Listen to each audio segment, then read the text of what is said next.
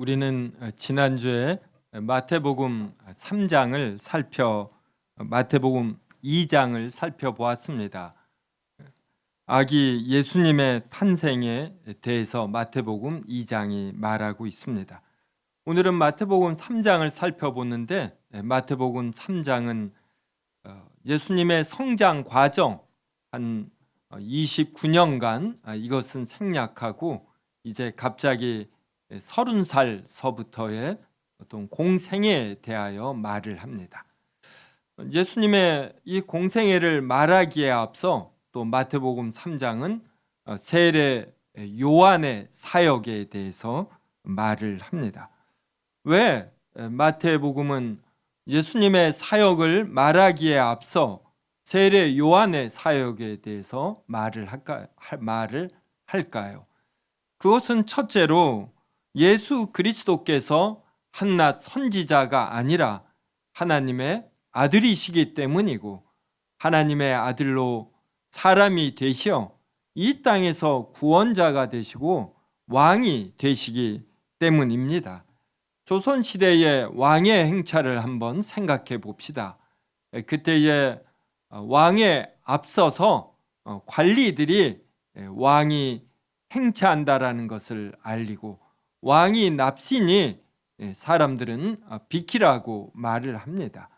그리고 며칠 전서부터 왕의 행차하는 길에 어떤 질서가 잡히고 도로가 패이지 않고 평탄하도록 하는 이러한 역할도 합니다.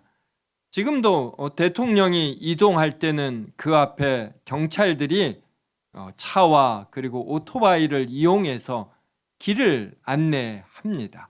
60년대, 70년대에는 대통령이 지방을 순시하면 그 지나가는 길에 또 아스팔트를 깔고 이렇게 했습니다. 그래서 세례 요한도 예수 그리스도께서 한낱 선지자가 아니라 하나님의 아들로서 왕이 되시고 구원자가 되시기 때문에 그 앞에서 예수 그리스도의 사역을 알리는 역할을 합니다. 그리고 두 번째로 세례 요한이 먼저 와서 사역을 하는 것은 우리가 지난주에 살펴본 것처럼 동방 박사들이 와서 예루살렘에 도착하여 자신들이 유대인의 왕의 나심을 보고 이곳에 경배하러 왔다. 그의 별을 보고 왔노라고 말을 했기 때문입니다. 이러한 말을 듣고 헤롯 대왕도, 그리고 예수님께서 베들레헴에 날 것이라고 알려준 대제사장들과 서기관들도, 그리고 이 소식을 들은 예루살렘 일반 주민도 이것을 한낱 지식으로 알았지 유대인의 왕으로 나신 아기 예수님을 경배하지 않았습니다. 그래서 이 30년이 지나도 이러한 영적 상태는 변화가 없습니다. 그래서 이들에게 예수 그리스도께서 이제 본격적인 사역을 하는 걸 알리고, 그래서 그 길이 평탄하게 되도록 하는 이러한 역할을 세례 요한이 했습니다. 세례 요한의 사역에 대해 구체적으로 살펴보겠습니다. 마태복음 3장 3절 보십시오. 그는 선지자 이사야를 통하여 말씀하신 자라. 일러스되 광야에 외치는 자의 소리가 있어 이르되 너희는 주의 길을 준비하라. 그가 오실 길을 곧게 하라 하였느니라. 구약 시대에 있던 선지자들이 모두 다 이러한 사역을 했습니다. 이것은 이사야 40장 3절에 예언된 내용입니다. 구약의 선지자들이 다 이러한 역할을 했지만 특별히 세례 요한이 어떤 마지막 선지자로서 이러한 사역을 가장 풍성하게 했습니다. 말라기 선지자 이후 400년 동안 하나님께서 선지자를 유대 백성에게 보내지 않았습니다. 그러니까 400년 만에 세례 요한이라는 선지자가 유대인들에게 주어진 것이에요. 400년 만에 온 세례 요한은 사역의 장소를 광야로 택했습니다. 광야는 이런 불편함이 있는 것이고, 그리고 사람들과는 다소 떨어진 한적한 곳입니다. 도시의 화려함, 궁정의 욕망, 이러한 것들이 없어요. 그래서 도시에서는 시계의 초침이 들리지 않지만 광야에서는 잡다한 소리가 들리지 않으므로 이러한 진실, 본질, 이러한 것을 직면할 수 있습니다. 선포되는 소리에 사람들이 더 집중할 수가 있습니다. 그래서 세례 요한은 도시와 궁정에서 대표되는 좋은 옷과 좋은 음식 대신에 낙타털 옷을 입고 광야에서 구하기 쉬운 메뚜기와 이러한 석청을 주식으로 택했습니다. 그러면서 사람들에게 꼭 들어야 할 진실한 소리를 보다 더 효과적으로 전하기 위해 광야를 사역 장소로 택했습니다. 세례 요한은 유대인들에게 주의 길을 준비하라, 그가 오실 길을 곧게 하라, 이렇게 선포했는데, 여기서 주의 길, 오실 길이란 하나님께서 유대인들에게 원하는 삶의 방식과 내용을 뜻합니다. 요한은 유대인들이 영적으로 죄악된 길을 버리고 거룩한 길을 택하라고 선포한 것입니다. 이러한 요한의 사역이 이렇게 한 문장으로 표현이 되는데, 이게 3장 2절입니다. 마태복음 3장 2절 보면은 회개하라, 천국이 가까이 왔느니라. 이게 세례 요한의 사역의 내용, 전하는 말씀을 전부 요약한 것이 됩니다. 회개는 영적 도로 공사입니다. 죄로 말미암아 우리의 이런 생각하는 길, 이러한 영적인 길이 굽어집니다. 그래서 회개한다라는 것은 우리가 바라보는 시각을 올바로이 하는 것이고, 우리가 걸어가는 영적 길을 이렇게 곧게 만드는 것입니다. 그러면 세례 요한이 이러한 사역을 할 때 사람들은 어떠한 반응을 보였을까요? 마태복음 3장 5절과 6절에 반응이 나옵니다. 저와 한 절씩 읽겠습니다.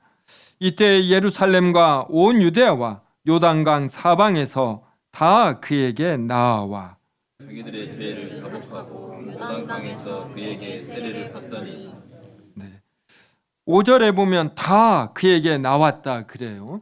근데 성경은 때때로 다, 모두, 모든 이러한 표현을 통해서 많은 것을 뜻합니다. 그래서 예루살렘과 온 유대와 요단강 사방에서 모든 사람이 나왔다가 아니라 이렇게 많은 사람들이 나왔어요. 어떤 좋은 적극적인 반응을 보인 것입니다.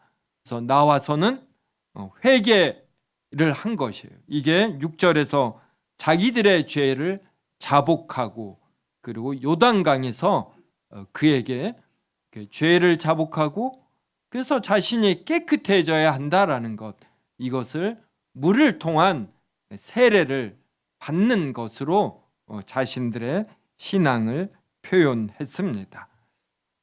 어떤 강에서 물로 세례를 받는 형태, 이러한 것은 구약 성경에 없습니다.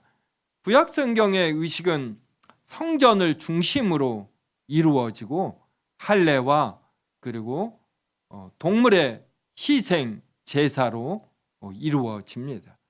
그런데 요한은 광야에서, 성전이 아닌 광야에서, 그리고 요단강에서 자신의 사역을 진행했습니다.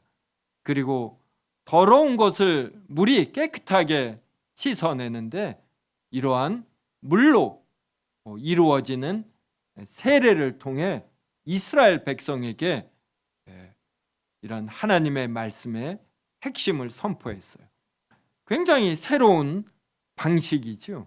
그리고 이러한 새로운 방식을 우리가 다음 주에 살펴보겠지만 예수님이 인정을 합니다. 그래서 세례 요한에게 나와 이렇게 세례를 받는 것이에요. 그래서 요한은 기존의 방식에 굳어져 버려 정말 들어야 할 하나님의 말씀을 듣지 않는 이들에게 광야로 초대하여 자신의 내면의 소리를 들으며 깊이 묵상하게 하시며 하나님 앞에서 죄를 고백하고 그리고 물을 통한 세례를 받게 하였습니다. 그리하여 큰 반응을 불러 일으킨 것이죠. 그때 많은 바리새인과 사두개인들도 이것이 궁금하기도 하고 그래서 세례 요한에게 나왔습니다. 이때 이들을 향한 세례 요한의 반응을 살펴보겠습니다.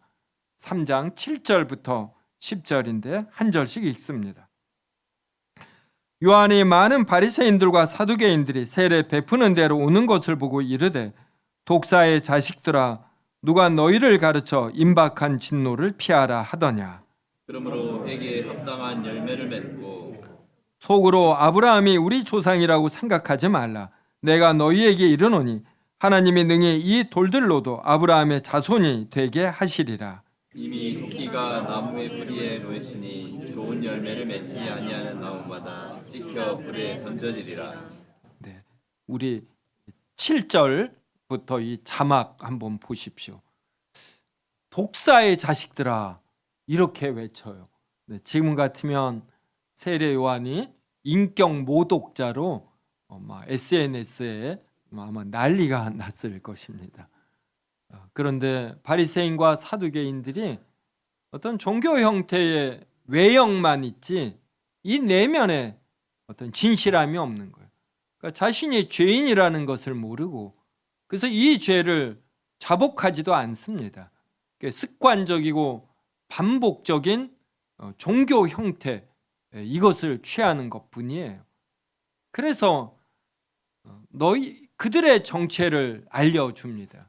그러니까 이것은 인격 모독이 아니에요. 그러니까 요사이 우리가 인격 모독이다라고 하는 것은 이 형태만 봅니다. 그러지 상대방을 향한 진심 어린 마음 이러한 것은 읽지를 못해요. 또 읽을 방법도 없고 그러니 형식적인 표현만을 이제 문제 삼는 것이죠. 세례 요한은 오히려 바리새인과 사두개인들이 안타까운 것입니다. 그래서 이들의 내면을 일깨우기 위해서 이렇게 정확하면서 그리고 격한 표현을 씁니다. 독사의 자식들아 누가 너희를 가르쳐 임박한 진노를 피하라 하더냐.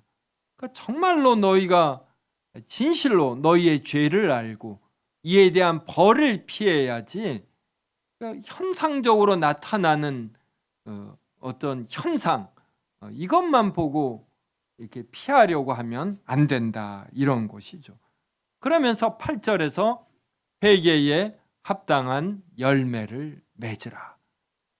외형적인 회개 이런 종교 행위 하지 말고 너희가 내면으로 진심으로 회개했다라면 그에 따르는 열매가 있어야지 된다 이럽니다. 그러면서 9절에서 속으로 아브라함이 우리 조상이라고 생각하지 말라. 이 말은 혈통적으로 유대인들은 모두 다 아브라함의 후손입니다. 아브라함이 믿음의 조상이죠. 하나님께서 선택하신 자입니다. 그러므로 그의 혈통을 이어받은 너희 바리새인과 사두개인들도 아브라함의 후손으로서 하나님의 백성이 된다. 이러한 논리에 빠지지 말라는 것이에요. 하나님께서는 이 돌들로도 아브라함의 자손이 되게 하십니다. 우리 사람이 실은 다 진흙 아닙니까? 이 진흙에 생기를 불어넣어 주신 것이죠. 이것이 부모에게 태어나는 형태로 이루어지는 것 뿐입니다. 그래서 하나님은 이 유대인들이 어떤 자격이 있어서 하나님의 자녀가 될 자격과 권한을 타고나는 것이 아니에요. 하나님의 은혜로 되는 것입니다. 그러니 이 은혜를 감사히 여기며 하나님의 자녀다운 열매를 맺어야지 되죠. 자신의 부족함을 알고 회개하고 이에 합당한 열매를 맺어야 하는 것입니다. 그러면서 10절에서 이미 도끼가 나무 뿌리에 놓였으니 뿌리가 썩으면 좋은 열매가 맺지 않습니다. 그래서 하나님은 사랑과 은혜의 하나님은 사랑과 은혜가 이 받은 자가 이것을 가치를 모를 때 이제 공의가 드러납니다. 그래서 좋은 열매를 맺지 아니하는 나무마다 찍혀 불에 던져집니다. 이것이 모든 사람이 죽는 형태로 하나님께서 나타내십니다. 그래서 우리가 조금 더 지혜롭고 조금 더 먼 원인을 생각한다라면 50년, 100년 후를 생각한다라면 이 죽음 앞에서 무엇이 가치 있는가 이 생각을 할 수밖에 없는 것입니다. 요한은 이렇게 이제 말을 한 후에 또 자신의 사역에 이 많은 사람들이 와서 세례를 받지 않습니까? 그 사람들이 세례 요한을 어떻게 생각할까요? 400년 만에 하나님의 선지자가 나타나 하나님의 말씀을 권위 있게 선포하니 사람들은 세례 요한이 그리스도가 아닌가 이렇게 생각을 하기 쉽습니다. 그래서 세례 요한은 나는 그리스도가 아니라 그리스도의 전령사로서 그리스도의 존재와 사역을 알리는 자이다. 이것을 분명하게 말을 합니다. 자, 이 내용이 11절과 12절에 나옵니다. 한 절씩 읽겠습니다. 나는 너희로 회개하게 하기 위하여 물로 세례를 베풀거니와 내 뒤에 오시는 이는 나보다 능력이 많으시니 나는 그의 신을 들기도 감당하지 못하겠노라. 그는 성령과 불로 너희에게 세례를 베푸실 것이요 손에 칼을 들고 자기의 타작 마당을 정하게 하사 알곡은 모아 곡간에 들이고 죽정이는 꺼지지 않는 불에 태우시리라. 네. 자, 11절 다시 한번 보십시오. 세례 요한은 무엇으로 세례를 베풉니까? 네, 물이에요.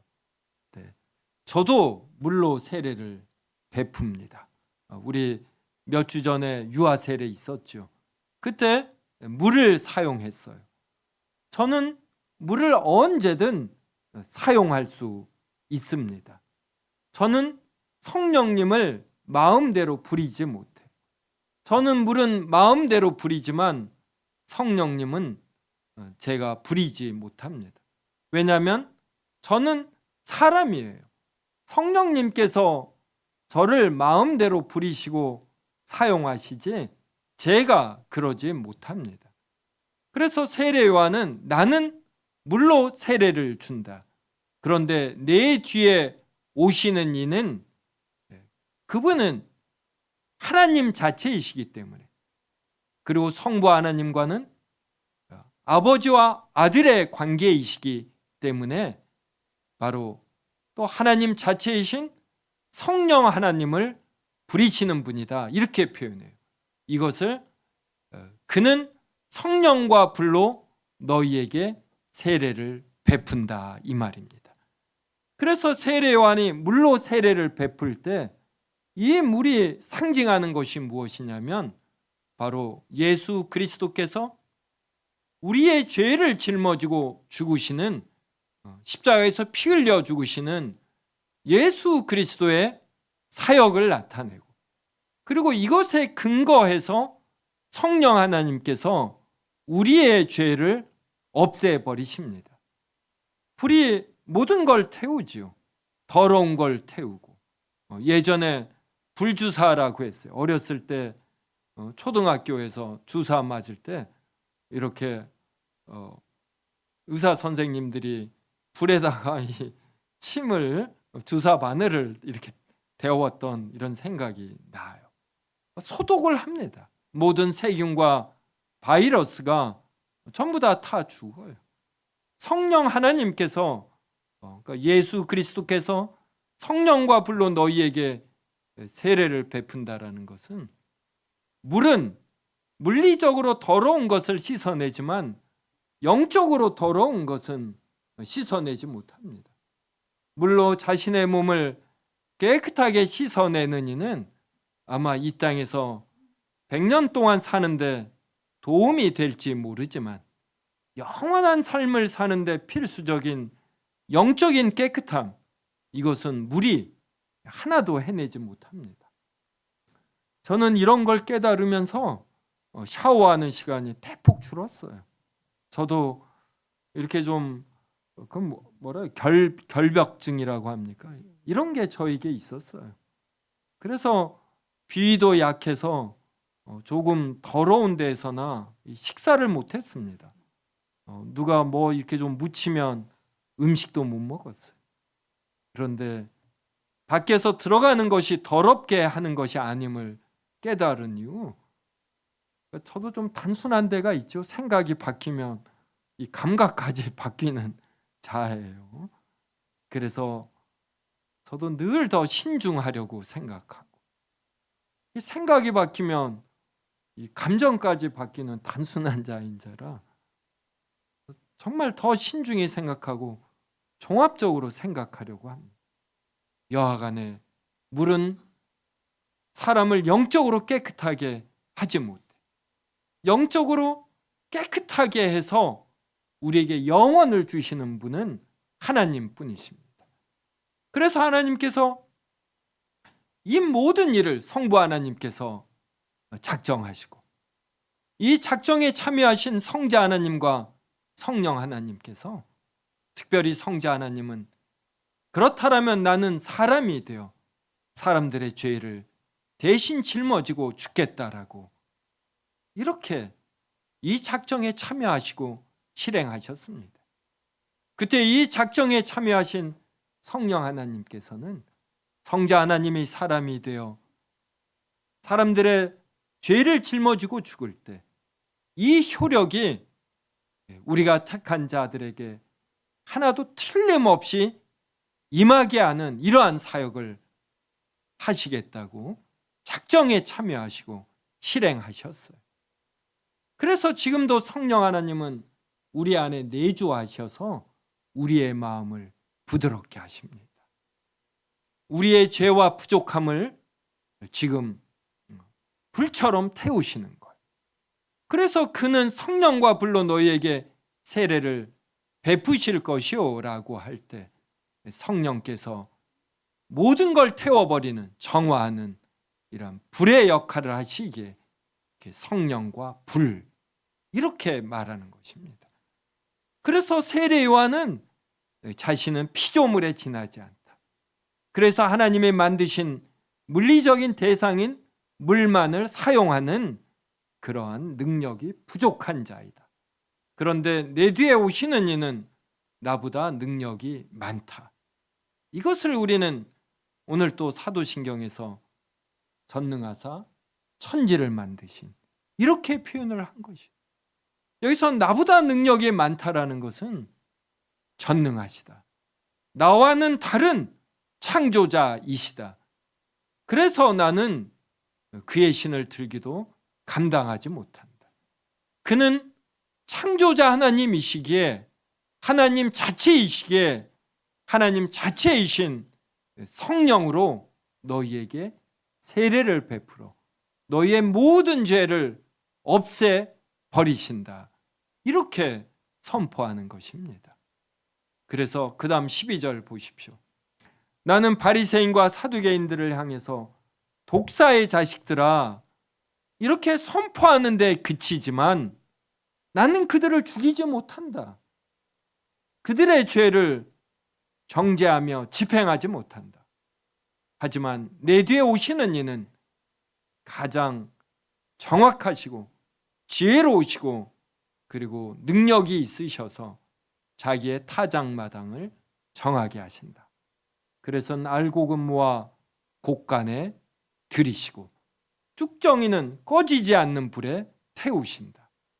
이것이 지금도 현재도 모든 사람이 죽는 것으로 나타납니다.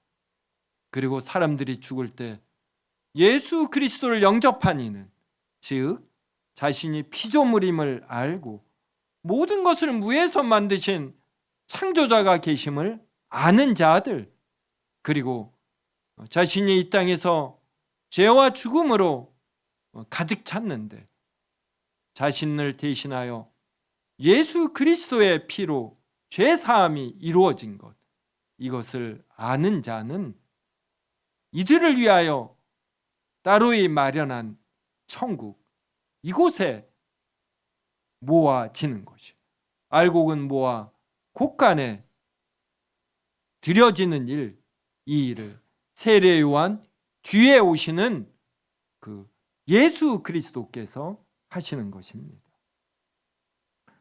그래서 세례 요한은 지금 이 마태복음 3장에 있는 세례 요한의 이 발언들, 이게 세례 요한의 사역을 요약해서 집중적으로 표현하고, 그리고 세례 요한과 예수 그리스도가 어떤 본질적인 차이가 있는가, 이것을 너무나도 선명하게 드러내고 있는 것입니다.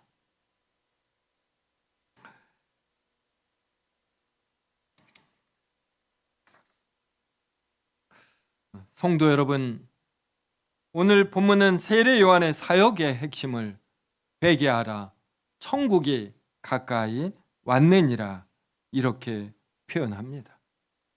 요사이 어느 정치인이 국민에게 회개하라, 천국이 가까이 왔느니라 이렇게 말하면 어떤 반응을 보일까요? 아마 종교적인 편향 내지는 설교하네 이렇게 표현할 것입니다. 너나 잘하세요, 이럴 겁니다. 국민들은 무엇에 관심이 있을까요? 여러 가지로 나열할 수 있겠지만 집약하여 표현하면 경제입니다. 미국의 대통령들이 누가 재선에 성공하는가 봤더니 가장 가까운 지표가 경제 성장률이라고 합니다.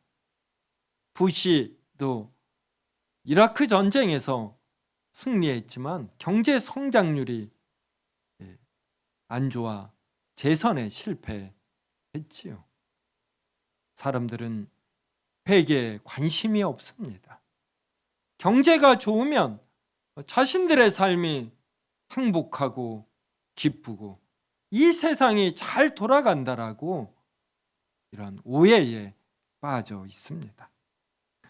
그렇다면 교회에서는 설교자가 어떤 말을 하면 좋아할까요? 회개하라는 말 좋아할까요? 이 회개를 깊이 인식하지 못합니다. 단지 자신의 이러한 특별히 크게 지은 죄, 이것을 고치는 정도, 이 정도로 생각해요.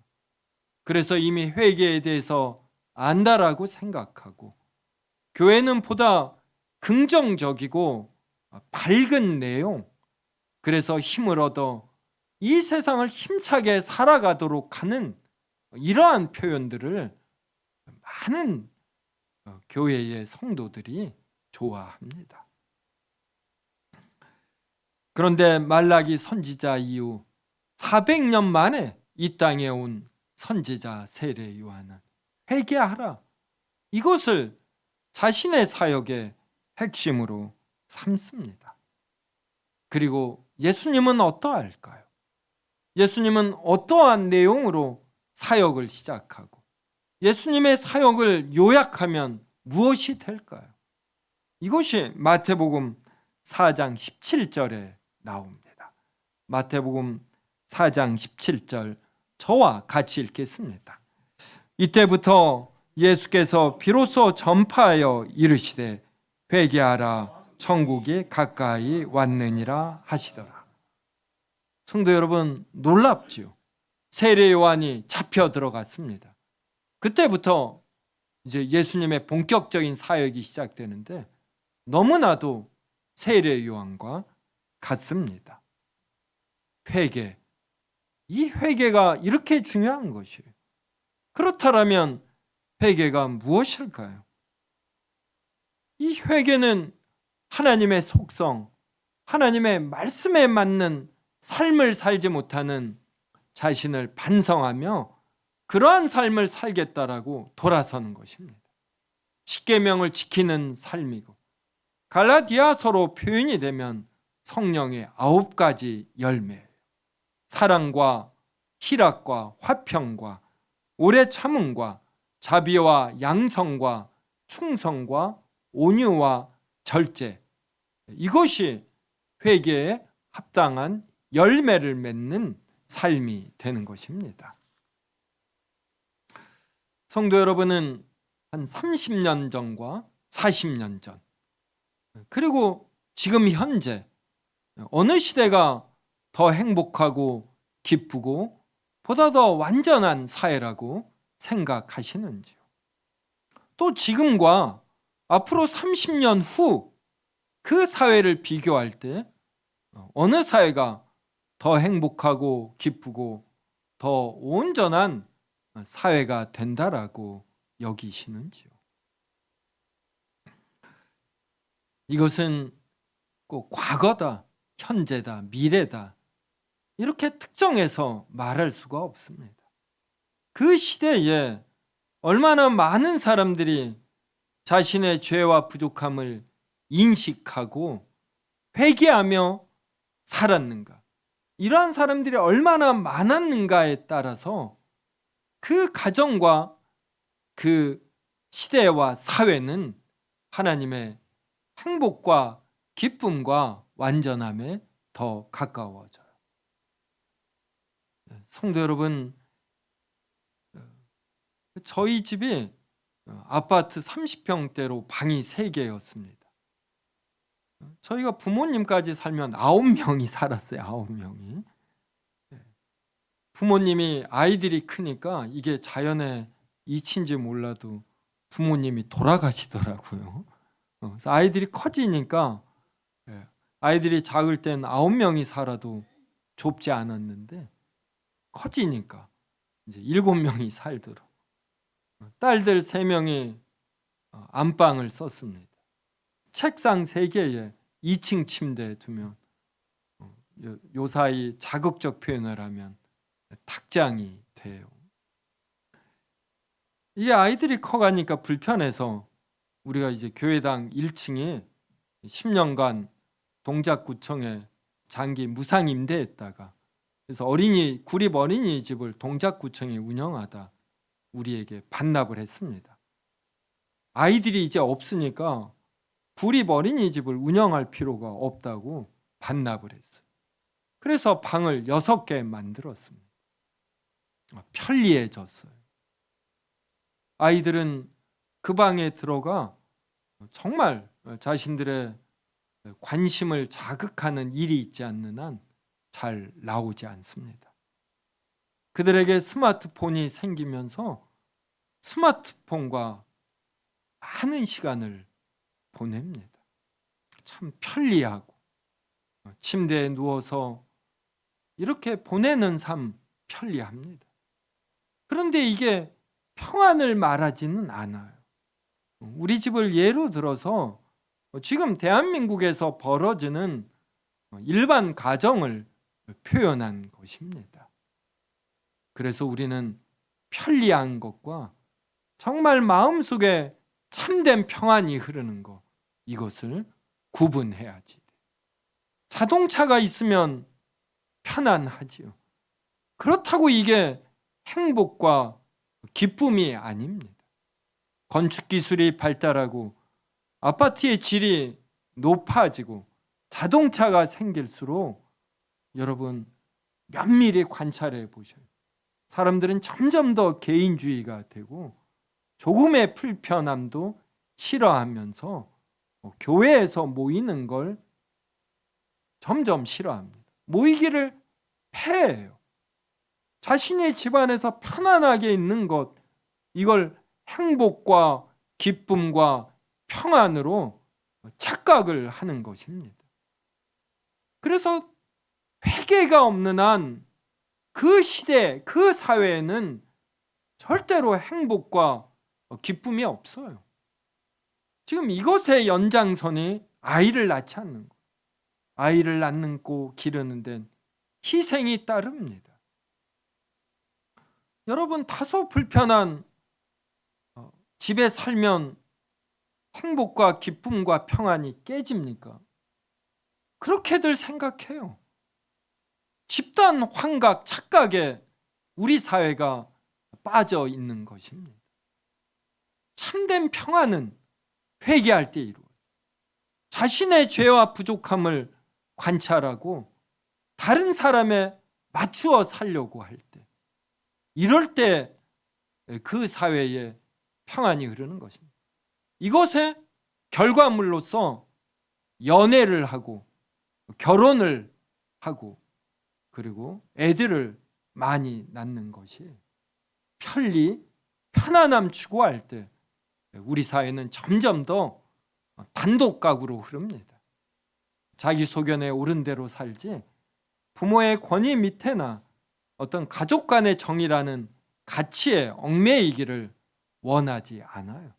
우리 사회는 여전히 결혼들을 늦게 할 것이고 결혼이라는 제도 없이 자신들의 어떤 욕망을 추구할 것이고 그리고 자살률은 계속 더 높아질 것입니다. 우리 대한민국은 자살률이 떨어지지 않는 한 무슨 K컬처니 K방산이니 K푸드니 이런 자랑질을 하면 안 돼요. 정말 우리의 치욕스러운 부끄러움, 약점은 감춰놓은 채 지금 잠시 형상적으로 높아진 것, 이걸 자랑하는 졸부에 지나지 않지요. 저는 이게 너무 명확하게 보입니다. 일본을 잃어버린 30년 그래요.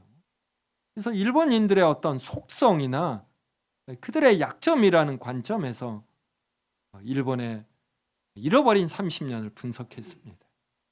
지금 대부분의 사회학자들은 왜 일본이 이렇게 되었나?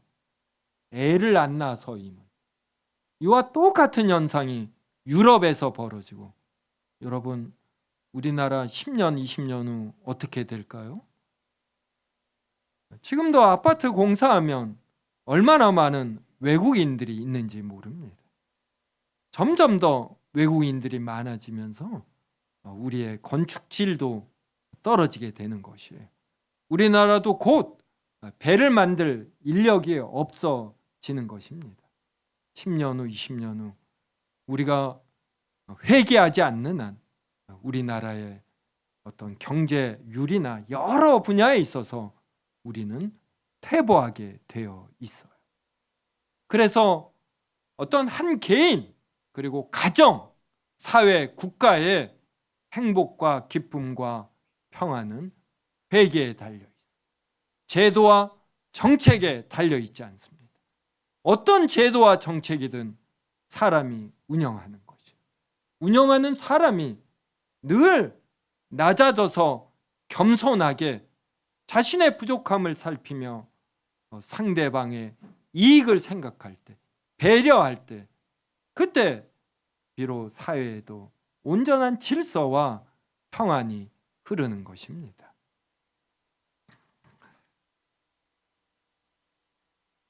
요한은 예수님께서 자신보다 능력이 많은 자로서, 즉 하나님의 아들로서 사역할 것, 이것을 바라보며 기뻐한 자입니다.